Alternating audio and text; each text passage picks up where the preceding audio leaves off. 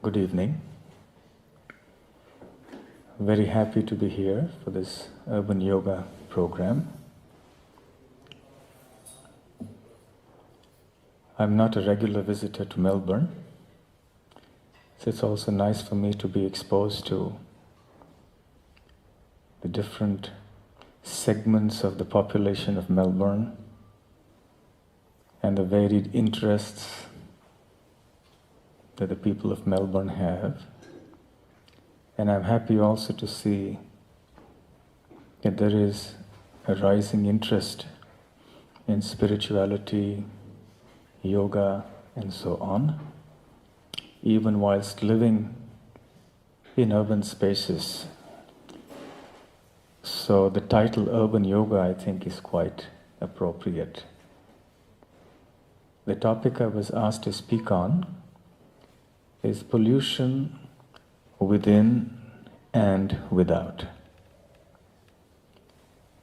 As we all know, the environmental crisis is something that is occupying everybody's mind world over. The problem has assumed enormous proportions, and it threatens the very future of our lives, of our planet. And we have a major problem on our hands. But I would beg to state today that the environmental crisis, as grave as it may be, is not really the main problem. That is simply a symptom of the problem. The actual cause is something deeper, something underlying, and that is the environmental crisis within. The environmental crisis without is caused by the environmental crisis within. It is pollution within that causes pollution without. One is the cause of the other. When we speak of the word pollution, what do we mean?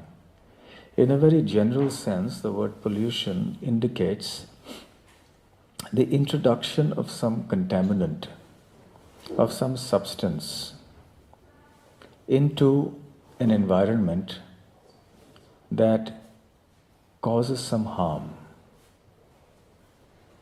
This substance that has been introduced into any environment, whether it's the atmosphere, the water, the land, or into our own bodies, for example, or into our minds, anything that causes an imbalance, anything that causes an aberration, it causes a disruption in the balance, that is a pollution, that is a pollutant.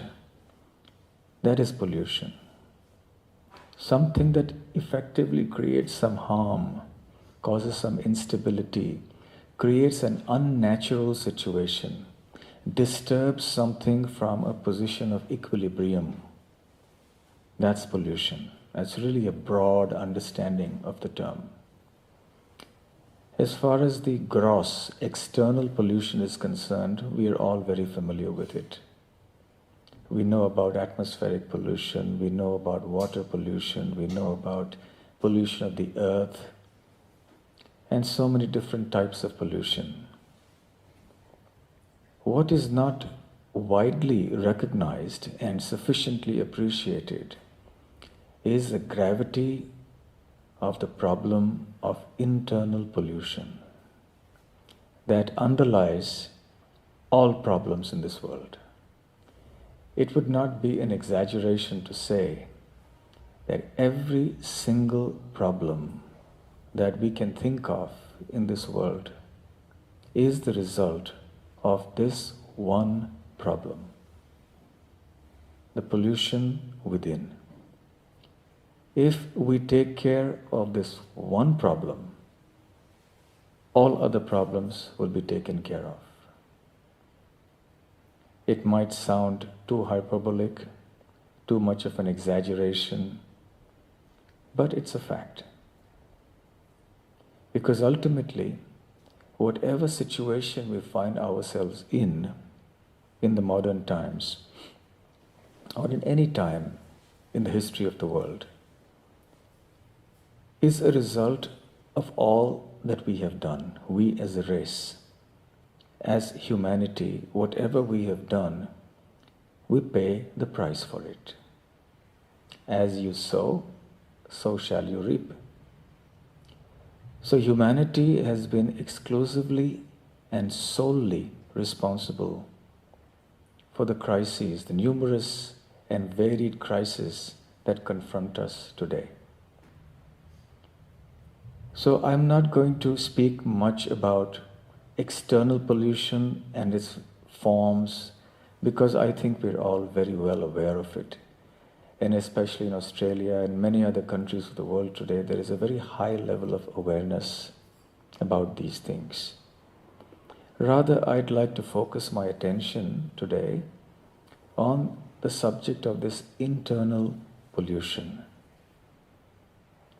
Very often, when our devotees travel, we are asked the question by people at airports and at different fora where we speak, what are you people doing about environmental pollution, about the environmental crisis? Are you people being relevant to the world? That's a question that we are sometimes asked, and justifiably so, understandably. At one level, we are trying to do our bit. Our founder, Srila Prabhupada, did speak about organizing self-sufficient eco-villages, communities of people who would be living in harmony with nature, devoid of the trappings of the modern urban consumerist culture. Urban culture means the consumerist culture. Consumerist culture means consume, consume, consume. And what do you consume? You consume the products of an industrial civilization. This industrial civilization is actually responsible for the environmental crisis today. That is the unfortunate reality. But behind this the environmental or the industrial culture or the consumerist culture is the fact that there is a certain dissatisfaction that drives humanity to go ahead and do things for improvement. It's not wrong to improve our lot. But the question is, what is the driving force behind this desire for improvement? Modern technology is driven by something, is driven by a desire to want to make this world a better place, but the process is misplaced. Behind the whole development of technology, the whole industrial revolution a couple of centuries ago, leading up to the modern times, is based upon a very fundamental spirit of wanting to enjoy this world. And that is a real problem. When we speak of the internal pollution, we are speaking about introduction of something within that is alien to us, inasmuch as the introduction of some chemicals or pollutants into the air basically involves introducing something that is alien to the air. So similarly, we have introduced something that is alien to our consciousness, within our minds. And that something is responsible for stimulating us to do so many other things that cause a disturbance. Pollution internally means pollution of our consciousness. What is consciousness? Consciousness is the sense of I-ness. Consciousness is awareness. we are all aware of our existence. I think it was Descartes who said, I think, therefore I am. So my existence and my awareness of that existence is what makes me conscious. I am conscious that I exist. I am conscious of my desires and my wants and my needs. And so are each one of us in this world. Now, the main point is that this consciousness is spiritual. The original nature of our consciousness is spiritual. We are essentially spiritual beings. We are essentially divine in nature. That doesn't mean that we are God. It means that our original constitutional nature is that we are godly, we are divine, we are spiritual, and in a sense, we have nothing to do with all the petty ambitions and the worldly desires that plague the minds of humanity. That's something quite alien to us as spiritual beings, as souls. Pollution, as I mentioned, involves introducing some foreign element that causes a disturbance and changes the sense of balance. And what would one do to rectify the pollution? One would remove that polluting element and return that environment or that system to its original position. So to depollute something means to come back to the original position. So if we want to rectify the external pollution, we have to rectify the internal pollution. If we want to rectify the internal pollution, then we have to come back to our original positions. And our original position is that we are spiritual beings. So this is real consciousness. You see, original spiritual consciousness has qualities, just as our polluted consciousness has qualities and characteristics and symptoms. What are the characteristics of the original pure consciousness that is actually the real you and the real me?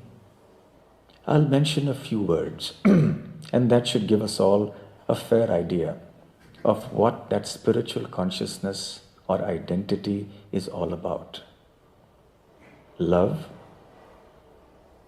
kindness, mercy, forgiveness, humility, tolerance, equanimity, joy, selflessness, sacrifice, knowledge, sharing, and one could go on and on and on. And above all, the most important quality of this original divine consciousness is bliss. Real, uninterrupted, ever-expanding ecstasy. That spiritual ecstasy which we are all hankering for, and because we are bereft of that original spiritual consciousness, because that original spiritual consciousness is covered over by something alien, by a dark cloud of materialism, therefore we look for that ecstasy which is our original nature in the things and the people and the phenomena of this world. And it's a futile task.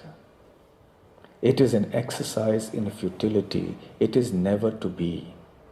It is not possible. The spiritual entity cannot find ecstasy in the realm of matter.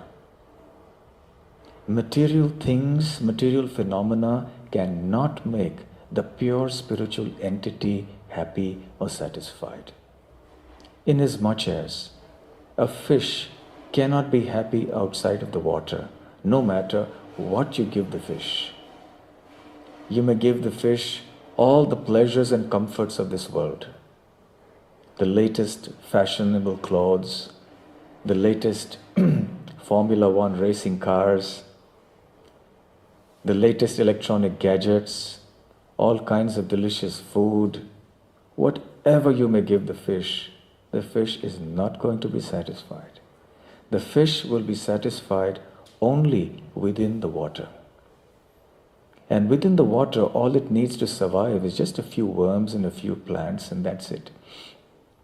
It doesn't really need all the fashionable clothing and the whole structure of the modern civilization that makes us think that many things are necessary, even though they are not.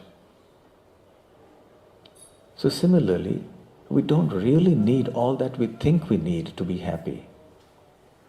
But because of lack of spiritual consciousness and knowledge, we strive to obtain that ecstasy in the material realm and utterly fail. It's natural because our search is unnatural. We cannot expect to find something where it doesn't exist. The books of knowledge of ancient India tell us that what we seek by our actions in this world is not the real thing, not the real substance, but the reflection. The reflection looks very much like the real thing, but it isn't. Let's say you're on the bank of a river.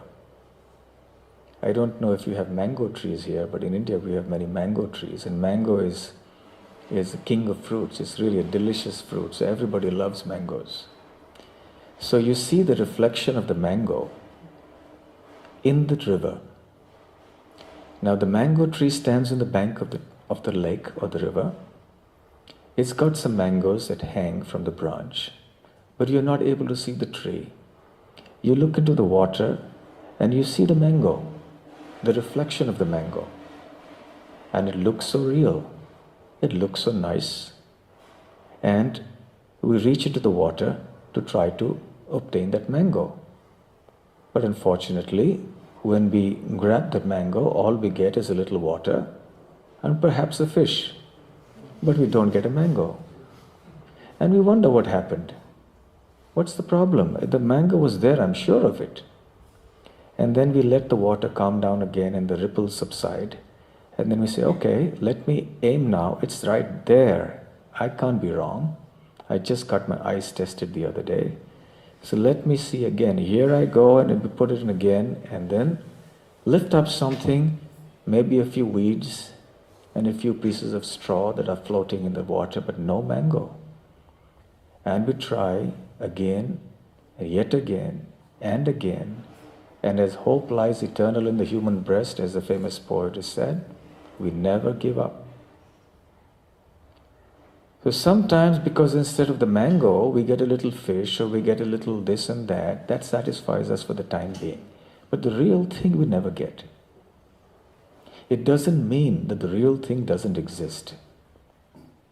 The real thing does exist. But it exists in a different place. It doesn't exist where we are looking at it. It doesn't exist in the place we are looking at. All we need to do is turn our gaze upwards. Look at the tree and there lies the mango. All I have to do is look up and pluck it and then enjoy the mango. It's only a question of turning my gaze from the water or the reflection to the real tree. Similarly, all it needs for us to enjoy that real happiness, that real ecstasy, which is our real nature, which is our real birthright, is to turn the gaze from outwards to inwards. That's where the real happiness is. And there is something, some pollutant that prevents us from that. And I'll come to that in a few moments. But before that, I'll just like to tell you the story of an interesting animal that is found in the Himalayas. It's called the musk deer. You know of the musk perfume. It's got a very strong fragrance. So many of the commercially available perfumes, they have some concentrate of musk because it's so fragrant. Now the musk is actually a secretion from the body of this deer. It's a special type of deer called the musk deer. Now when the secretion takes place and the fragrance oozes all over, this deer goes mad. It can't understand where this fragrance is coming from. It's an intoxicating, heady fragrance. And in a fit of madness, the deer runs everywhere trying to find out where this fragrance is coming from. It doesn't realize that the fragrance is coming from its own body. There is something being secreted somewhere in some part of the body that causes this fragrance. And the poor deer, oh dear, runs everywhere, all over the forest, and ultimately gets exhausted, falls down and dies. And that's precisely the story of the human beings in this world.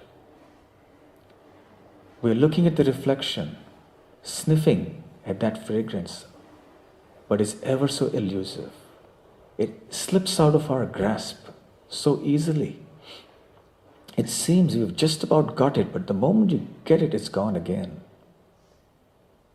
And then we try and try. Where is it? Where is it? Where is this happiness? Maybe it's in sex. Maybe it's in liquor. Maybe it's in football. Maybe it's in money. Maybe it's in this or that. And we try and try and try.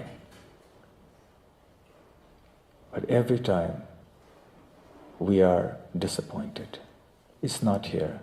There's something there, but I didn't quite get what I wanted. Now what we need to do is look inwards at our spiritual nature. I am spirit soul. I am spiritual.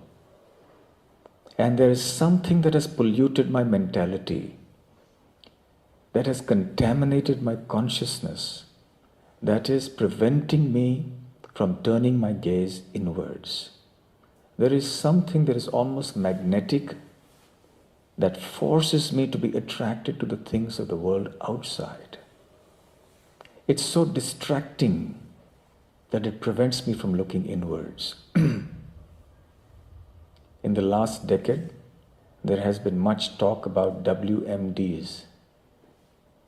Those of you who are tuned into the political world, not that I am so much, but a little something I do know. The WMDs are the weapons of mass destruction. The atom bombs and chemical weapons and so on and so forth. But there's something else which is more deadly, and that's called the weapons of mass distraction. This whole consumerist culture is a culture of mass distraction. It just bewilders the ordinary being with such a wide array of different types of products and things. It's so dazzling. No one can take his or her eyes away from this. The sheer range of the items that are produced and the glitter and glamour of this world is so overpowering, so overwhelming, that we all become victims. We become distracted from our internal search, from that internal gaze, by the power of this distraction, mass distraction. The shopping malls, the advertising, and everything that goes with it, the modern consumerist culture that focuses on enjoyment. You are meant to enjoy this world. Nothing should come in the way of your enjoyment. Civilizations today are designed and programmed and structured to maximize uninterrupted enjoyment of its citizens. To the degree that the citizens can enjoy this uninterrupted and free worldly enjoyment, to that degree, the society or civilization is considered to be advanced according to modern thinking. But according to ancient spiritual thinking, that is not the criterion. The criterion is something different. The standard of advancement of a civilization is gauged by not how much you have, by not how much you consume, by not how much you enjoy, but by how much you can live alone, by how simply you can live, and simultaneously, to what degree you can lift your consciousness from the material realm of enjoyment to the spiritual realm of love and service. The love and service on the spiritual platform is different from the love and service on the material platform. On the material platform, love is selfish. Service is selfish. It is motivated by something that I want in return. And if I don't get what I want, then there is trouble in my relationships. Therefore, we see the deeper we enter into the material realm of consciousness and think ourselves to be the enjoyers, then everything else crumbles. But when we rise to the spiritual surface, to the platform, then we transform our minds, our mentality to the principle of service, selfless service, and love on the spiritual platform, which doesn't expect anything in return, not one thing. Love for the sake of love, and that love is directed towards something beyond this world, not the things of this world. Unless one has come to that spiritual platform, one cannot truly love one's fellow beings. One cannot love human beings, one cannot love animals, one cannot love nature, and one cannot protect and take care of all these things and people. Real love comes from divine love. That divine love, of which our heart, our soul is a storehouse actually, is now lying locked. And what humanity needs to do is to unlock this secret, vast treasure that lies within ourselves. So the spiritual mentality, spiritual consciousness has these qualities that I mentioned, like love, bliss, kindness, forgiveness, and so on. In contrast, the material consciousness has certain qualities which are the exact opposites. There is greed, there's anger, there's envy, there's pride and arrogance, there is lust, there is competitiveness, there is jealousy, hatred, violence, divisiveness as opposed to unity. These are all the symptoms of the material consciousness. There is the sense of acquisitiveness. I want. This I want is the cause of the problems of the world. Because it's a question of more and more. I want more, and then more, and even more. And there's no limit to what I want. So this acquisitive spirit plagues the material mind. And that is a real pollutant. Because the moment I have an enjoying spirit, it means I'm being self-centered. In other words, whether I realize it or not, I am placing myself in the center of the universe. And I expect the universe to be an object of my enjoyment. I want to be happy in doing these things. And because everyone has the same spirit of wanting to enjoy the resources of this world, And because the resources of this world are necessarily limited, so what do you have? You have competition, envy, quarrel, wars, because we all claim proprietorship rights and enjoyership rights over the resources of something that doesn't actually belong to us. It is not our property. When we entered into this world from our mother's womb, we came with empty hands. When we leave this world, we will also leave with empty hands.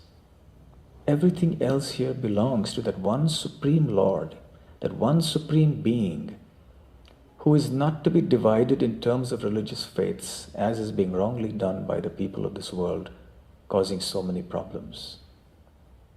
That one Supreme Being, we may call him by different names, is the ultimate proprietor of everything in existence. And it is He and He alone who is the supreme controller and the supreme enjoyer of everything. We, as parts and parcels of that one Supreme Being, that spiritual supreme entity, are meant to serve Him. That is our constitutional position. So the spiritual mentality is a mentality of service, of humility. The material mentality is a mentality of enjoyership and controllership. So, to the degree that we have this spirit within us, that greed, that lust, that drives us on to enjoy this world, to that degree, helplessly, we will be driven to exploit the resources of this world, and we will pollute this world as an incidental byproduct. So this is the problem. Our consciousness is like pure water. Originally, rainwater, for example, is very pure.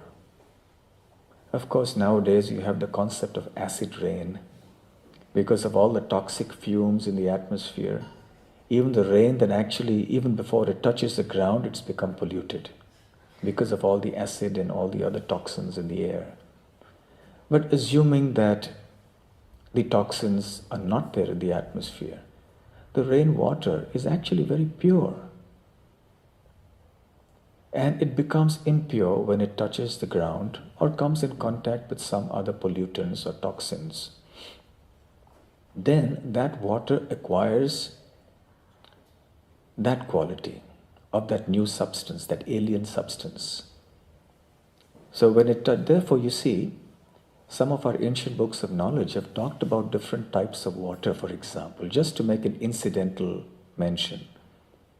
There are different types of water and each have their own quality.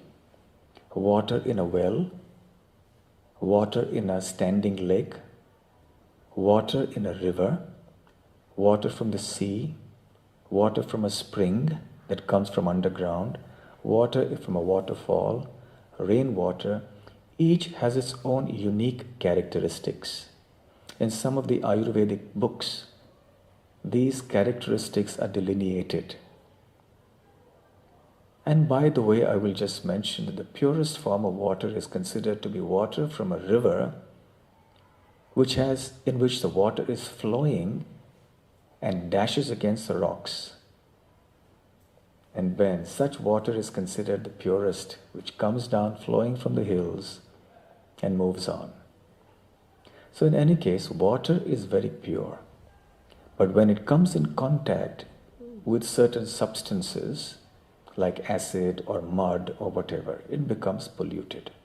Similarly, our consciousness, our spiritual mind is very pure originally, constitutionally. But when it comes in contact with matter, with the material mentality, then it acquires the qualities of this matter. It acquires the lower nature of matter. And we forget our own original higher nature. And then we start thinking of ourselves as being material entities when actually we are spiritual entities.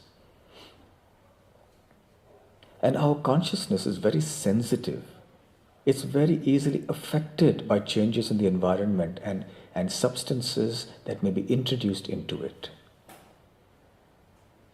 There was a researcher in Japan not so many years ago. I forget his name now. He performed some very interesting experiments with water. And what he did was that he took different samples of water, he froze them, and then had the crystals of the water and subjected these crystals, or the water itself actually first, to different stimuli, to different environments. And like, for example, in one experiment, he had one jar of water into which he constantly spoke, "I like you very much, you are very nice," and things like that. And he also had these stickers put up all over saying, "You are very nice." And the other one, he had words like, "You make me sick, you are terrible, I hate you." So he had these, and he was constantly telling this other body of water, "You are this and you are that." And then the other one, he was giving a lot of positive strokes. And then he froze the water, the 2 jars of water, and analyzed the crystals. And he's published it, it's up on the internet. I wish I remembered his name. But if you do some Google search, I'm sure nowadays Google is G for Google, G for God, you'll get everything. Japanese. Sorry? It's a Japanese guy. Yeah, Japanese person, yes. Yeah, something like that. I'm sorry, I'm not so good with the names, yeah. So, and he's given photographs of the crystals. The water that was spoken harshly and rudely to, those crystals were malformed and didn't have any aesthetic beauty about them. But the crystals of the water, which were spoken to very lovingly and very kindly and very positively, they were aesthetic beauties. They were so symmetrical and so nice. They were like works of art. And then he also subjected these different bodies of water to different types of music. To some batches of water, he made the water hear classical music, very soft, gentle, melodious music of different types. In some cases, he subjected them to choir singing, religious singing in songs. And then to some other batches of water, he subjected them to metal music, acid rock music, and those types of music, which make a lot of harsh sounds, which may not be sometimes melodious, with a lot of screaming, shouting, screeching. And then he examined the crystals from those batches of water. Again, very intriguing. And it's all there. You can see those photographs of these crystals. A similar thing.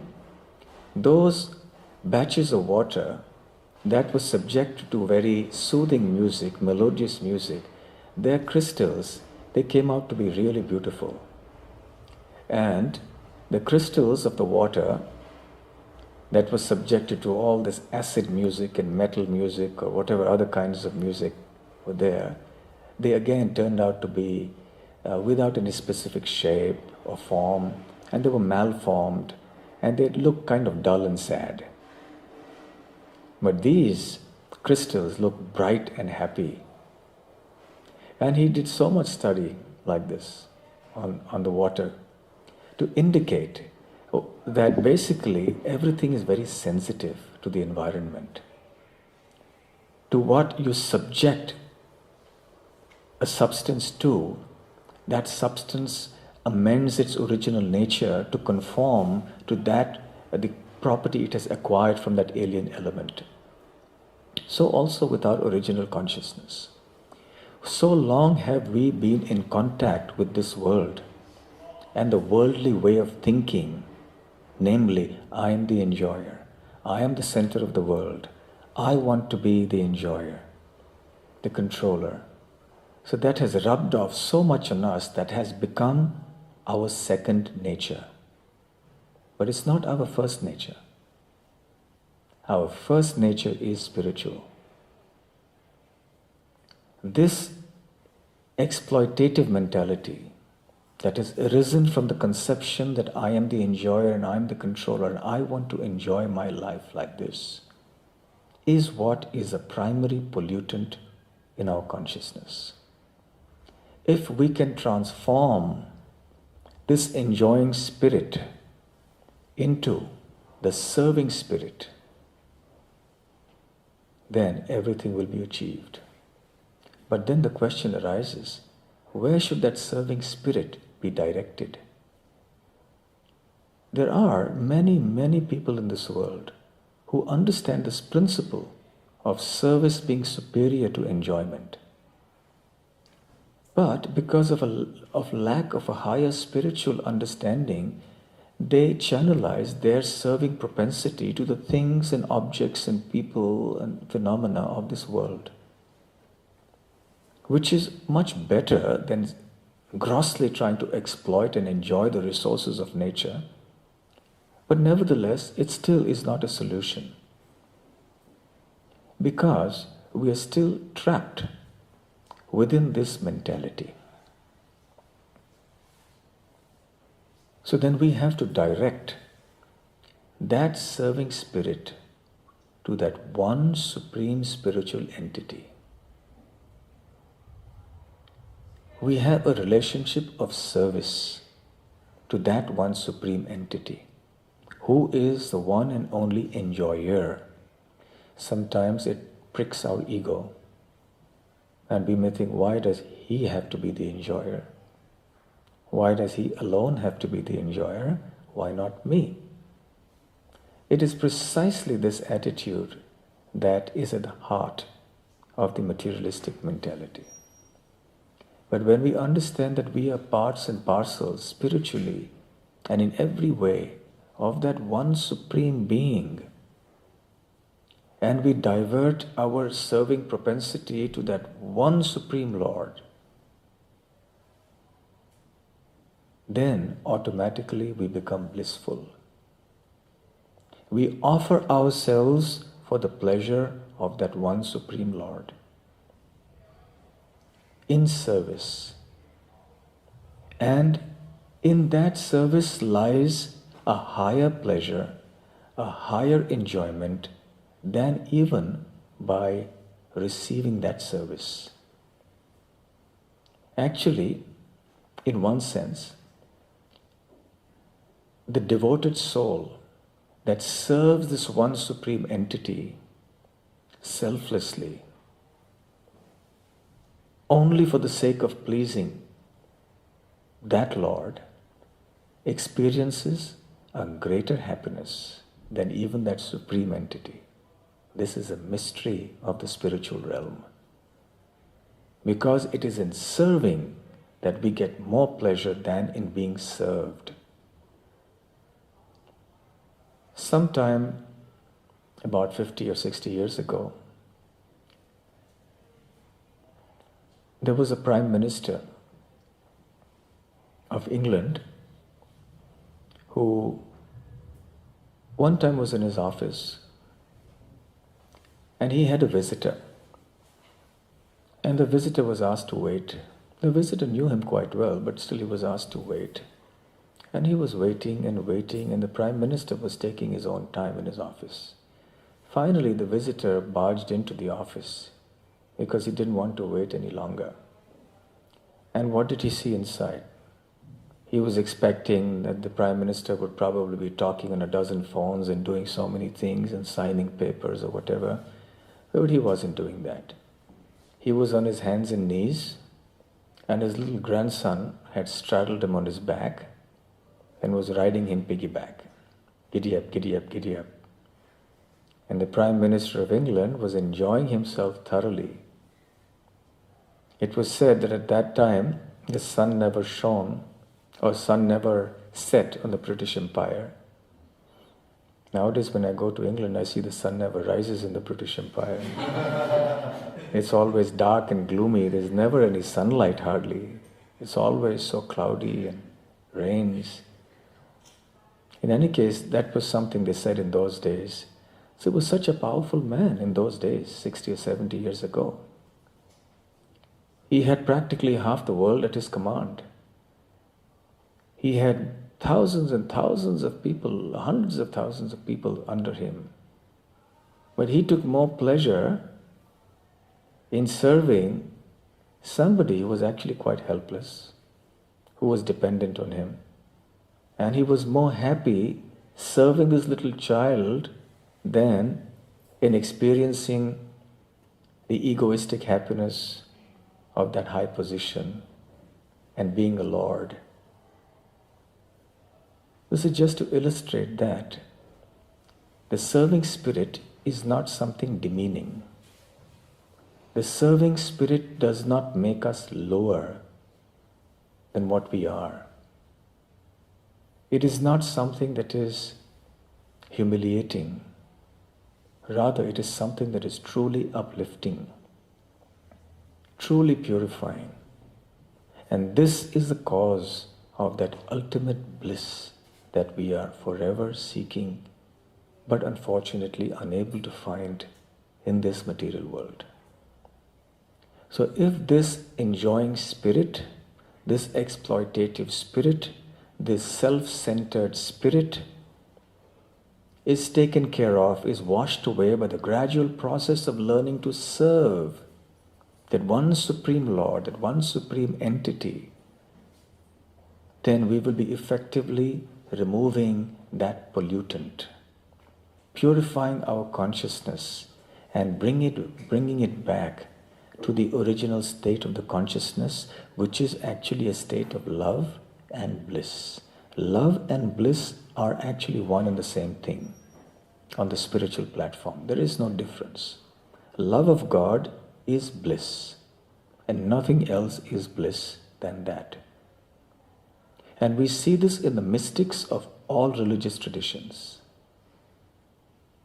Saints, many saints across the world in history, cutting across the religious divide, which is in any case an artificial creation.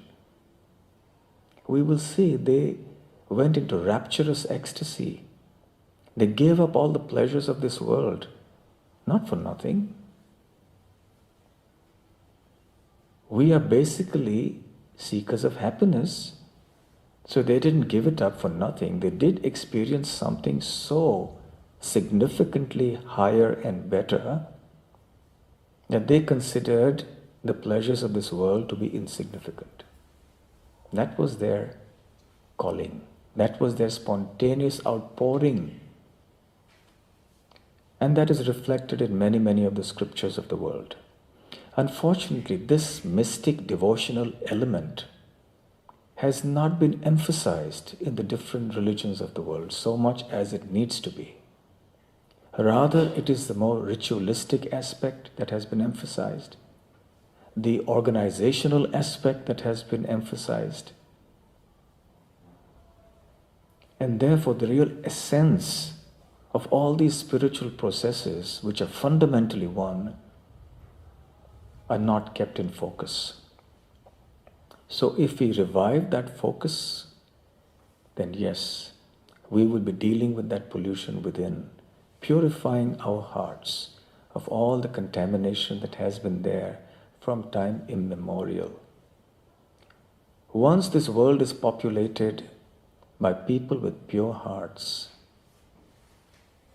then the world will be a place that is so spiritual, free of all kinds of pollution. Because now the people of this world will not be driven by enjoyment and greed and lust and anger and envy, but they will be driven by the spirit to serve.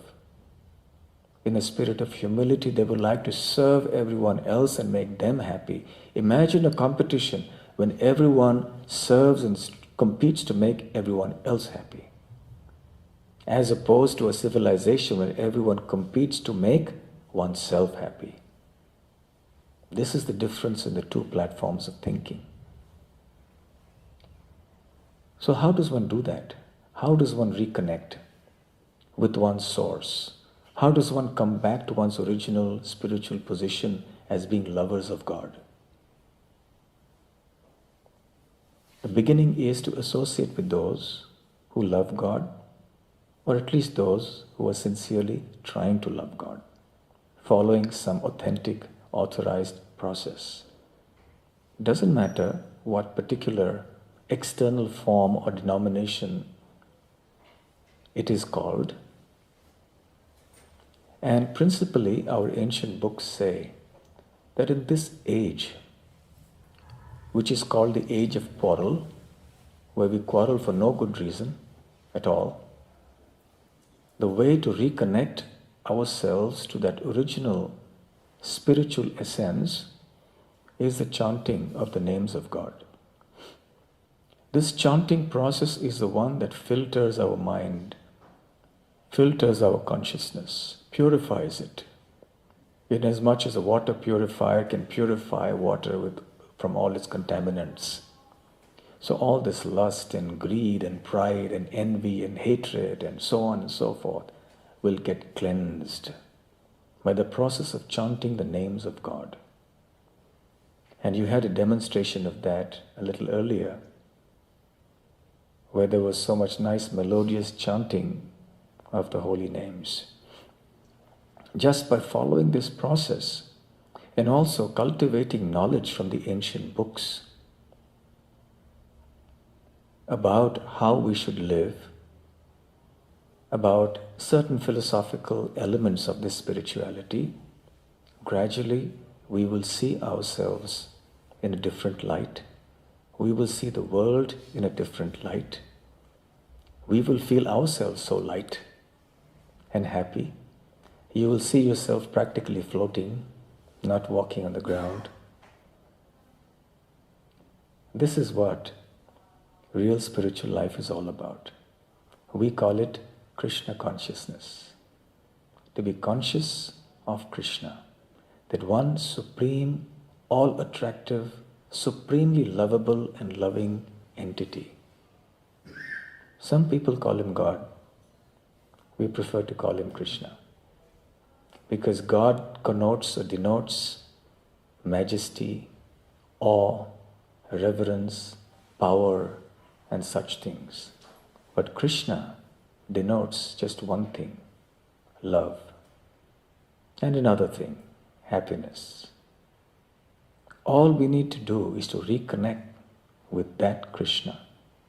And that's called Krishna consciousness. So this consciousness of Krishna is our original consciousness, the original pure state of our heart, a state free of all internal pollution. And then automatically those who are Krishna conscious, or even if they are God conscious in any other tradition in a genuine way, then the world will become such a wonderful place for us to live in. Thank you very much.